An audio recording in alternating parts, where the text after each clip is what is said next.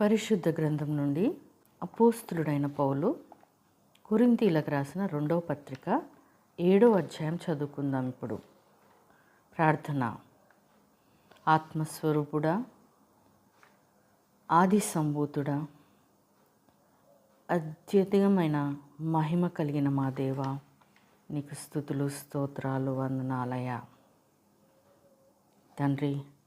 ఇదిగో ప్రభువా, ఇప్పుడు మేమందరము కూడా ప్రభు నీ వాక్య ధ్యానం చేస్తుండగా తండ్రి, మేము సరిగా అవగాహన చేసుకుని ఆత్మీయంగా బలపడుటకు నీ కృప నుంచుమని యేసయ్య పరిశుద్ధ నామం అడిగి వేడుకుంటున్నాను మా తండ్రి. ఆమేన్.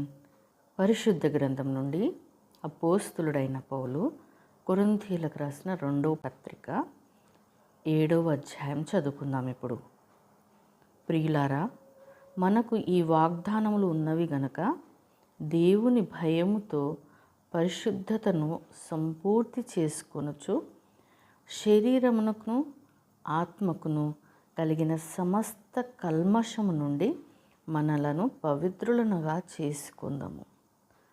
మమ్మును మీ హృదయములలో చేర్చుకొనుడి.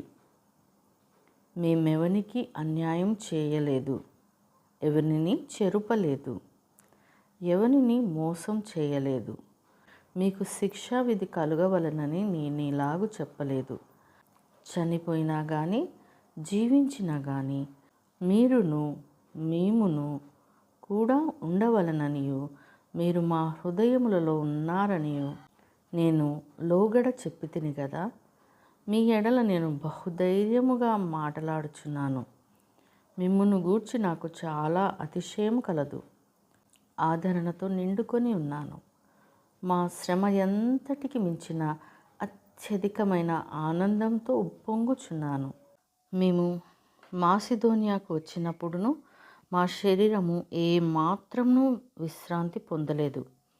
ఎటు పోయినను మాకు శ్రమయే కలిగెను.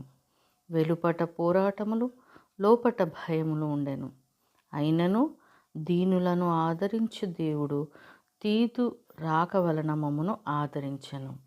తీతు రాక వలన మాత్రమే కాకుండా అతడు మీ అత్యాభిలాషను, మీ అంగలార్పును, నా విషయమై మీకు కలిగిన అత్యాసక్తిని మాకు తెలుపుచు తాను మీ విషయమై పొందిన ఆదరణ వలన కూడా మమ్మను ఆదరించెను గనక నేను మరి ఎక్కువగా సంతోషించితిని.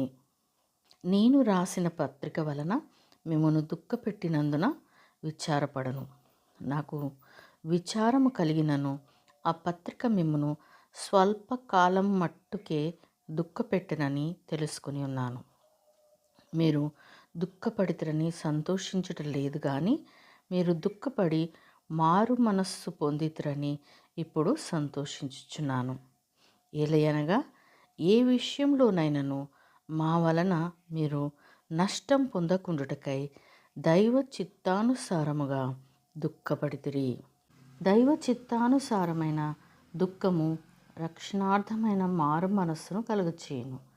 ఈ మారు మనస్సు దుఃఖమును పుట్టించదు. అయితే లోక సంబంధమైన దుఃఖము మరణమును కలుగజేయును. మీరు దేవుని చిత్త ప్రకారం పొందిన ఈ దుఃఖము ఎట్టి జాగ్రత్తను, ఎట్టి దోష నివారణకైనా ప్రతివాదమును, ఎట్టి ఆగ్రహమును, ఎట్టి భయమును, ఎట్టి అభిలాషను, ఎట్టి ఆసక్తిని, ఎట్టి ప్రతిదండనను మీలో పుట్టించను చూడుడి. ఆ కార్యమును గూర్చి సమస్త విషయములలోనూ మీరు నిర్దోషులై ఉన్నారని రుజువుపరుచుకుంటురి.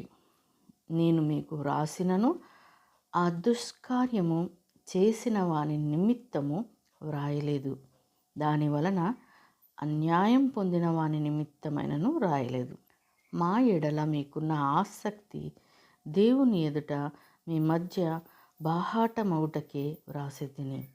ఇందుచేత మేము ఆదరింపబడితిమి.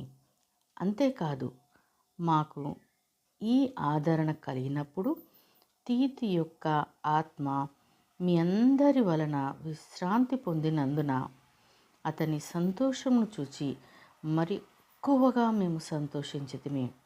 ఏలయనగా నేను అతని ఎదుట మీ విషయమై ఏ అతిశయపు మాటలు చెప్పినను నేను సిగ్గుపరచబడలేదు. మేమెలాగూ అన్నిటినీ మీతో నిజముగా చెప్పితిమో అలాగే మేము తీతు ఎదుట మీ విషయమై చెప్పిన అతిశయపు మాటలు నిజమని కనపడెను. మరియు మీరు భయంతోనూ వణకుతోనూ తన్ను చేర్చుకొంటిరని అతడు మీ అందరి విధేయతను జ్ఞాపకం చేసుకొనుచుండగా అతని అంతఃకరణము మరి ఎక్కువగా మీ ఎడల ఉన్నది. ప్రతి విషయంలోనూ మీ వలన నాకు ధైర్యం కలుగుచున్నది కనుక సంతోషించుచున్నాను. దేవుడు తన పరిశుద్ధ వాక్యమును మనందరి వినికిడిలో ఫలింప చేయునుగాక. ఆమేన్.